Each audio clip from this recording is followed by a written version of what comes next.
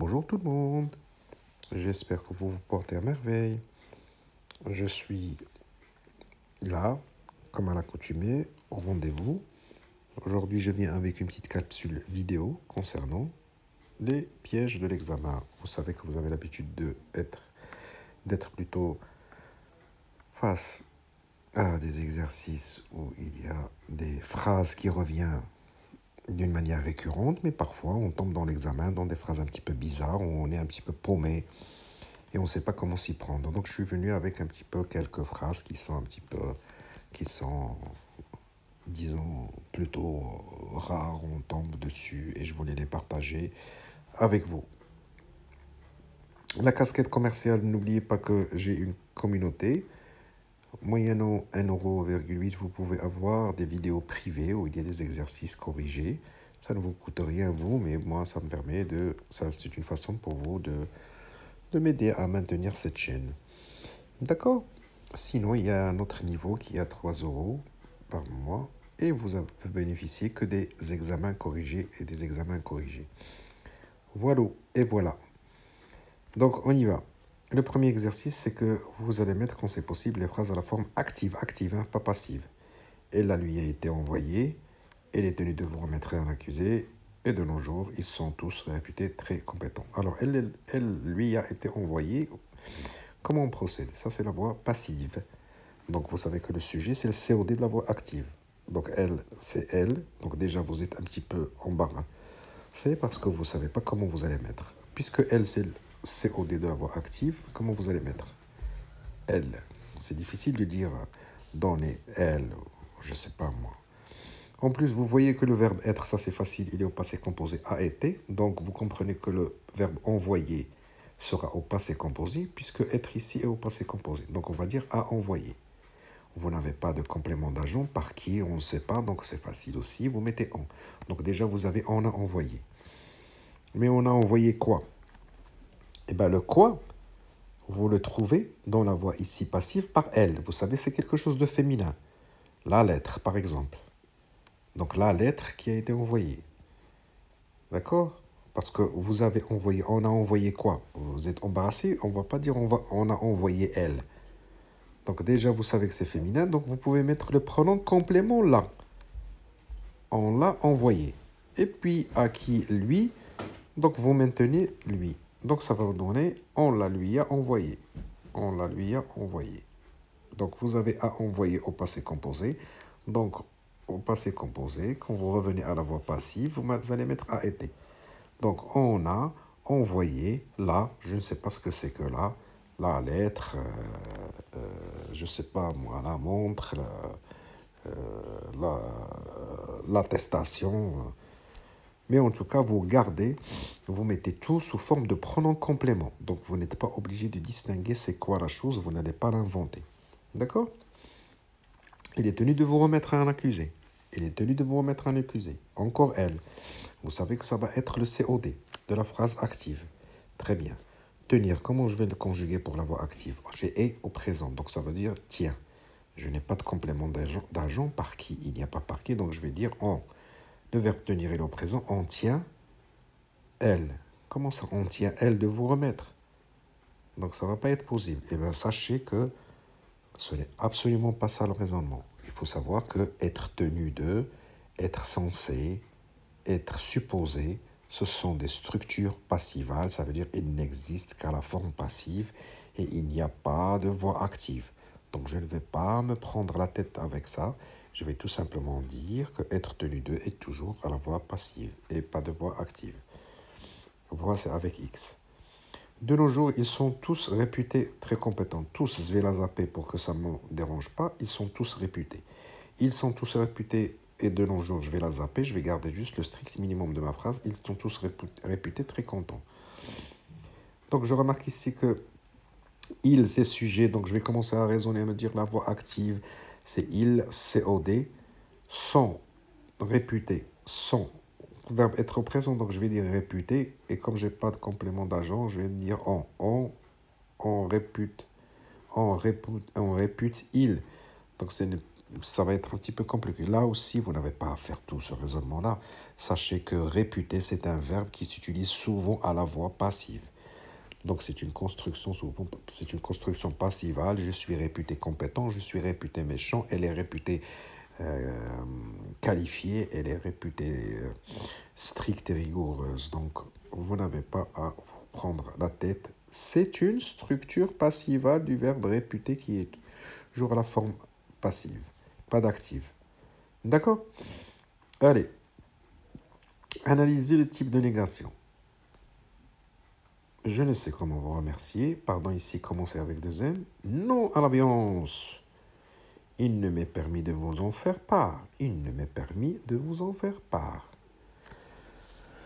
Sachez que donc pour la première, je ne sais comment vous remercier. Si vous enlevez le ne, ça va vous donner quoi? Je sais comment vous remercier. Mais c'est pas ça ce que je veux dire. Moi, ce que je veux dire, c'est plutôt je ne sais pas comment vous remercier. C'est pas je sais comment vous remercier. Donc, ce n'est pas un nom explicif. Donc là, c'est je ne sais pas. Je ne sais pas comment vous remercier. C'est juste euh, vous remercier, pardon. C'est pas vous remercier. Vous remercier. J'ai oublié le E. Donc, vous dites je ne sais pas comment vous remercier. Donc, ici, c'est juste style. Sur le plan stylistique, on enlève le pas. Donc, c'est une négation totale avec le ne comme adverbe de négation, une négation portée sur le verbe savoir. D'accord? Non à la violence. Non, c'est une phrase nominale. Ici aussi, vous n'avez pas votre truc de ne pas, ne point, ne rien, ne jamais. C'est une phrase nominale. Non à nul et ni quoi? Ni catégoriquement le non-violence. Le mot, et donc c'est un non, la violence. Donc, c'est un nom, c'est un adverbe de négation partant qui est porté sur le mot ou non, le groupe nominal, la violence. Donc, c'est une négation totale avec l'adverbe non. Il ne m'est permis de vous en faire part. Ça veut dire, il ne m'est pas permis de vous ou de partager avec vous cette information ou ce dossier ou je ne sais pas quoi. Donc, si vous enlevez le ne, il m'est permis. Non, c'est pas ce que je veux dire. Non, non, non. Moi, ce que je veux dire, c'est il n'est pas permis. Il n'est pas permis à moi de partager avec vous, de vous faire part de ces informations, de ce dossier. Donc, faites attention encore, c'est juste une expression stylistique.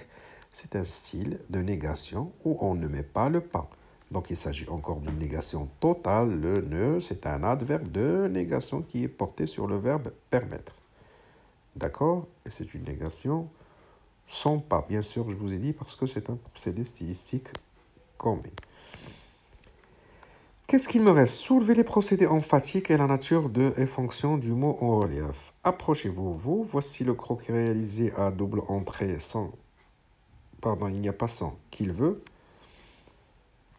Ça m'exaspère, cette pluie. D'accord? Alors, approchez-vous, vous. Vous savez que lorsqu'il y a une double reprise, c'est quoi en général? Lorsqu'on reprend un mot par un autre pronom. Ça veut dire on explose la phrase. Il y a dislocation. Elle est là, et même si elle est là, le mot, on disloque ça. Ça veut dire on explose la phrase et on reprend notre mot en relief. Et bien, il s'agit de dislocation. Donc, parce que vous avez complètement disloqué la phrase. Elle est reprise après une virgule. Donc, on dit c'est une disloque. Approchez-vous, vous.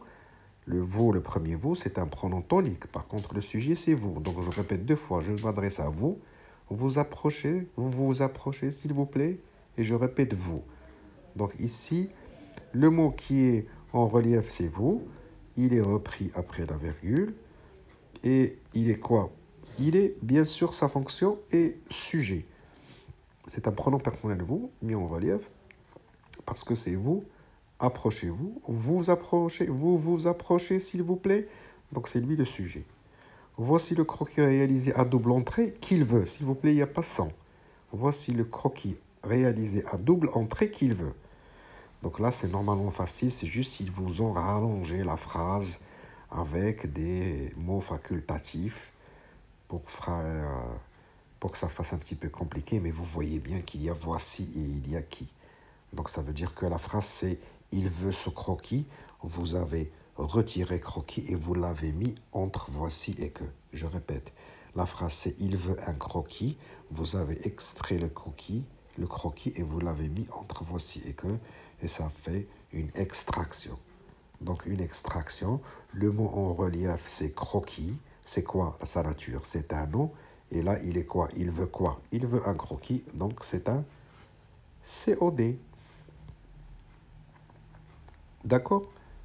Donc, remarquez toujours que lorsqu'il y a dislocation, il y a reprise, alors que lorsqu'il y a extraction, il y a juste retire. Bon, un retrait plutôt. Il y a un retrait. Tu retires le mot et tu le mets entre c'est que, c'est qui, ou bien voici que. La dernière, ça m'exaspère cette pluie. Exaspère, c'est énervé, irrité, agacé. Donc, ça m'exaspère cette pluie. Ici aussi, qu'est-ce que vous avez fait? Il y a ça m'exaspère, ça correspond à quoi? C'est une reprise. Elle est reprise une deuxième fois parce qu'on parle normalement de la pluie qui m'exaspère. Donc la vraie phrase c'est cette pluie m'exaspère.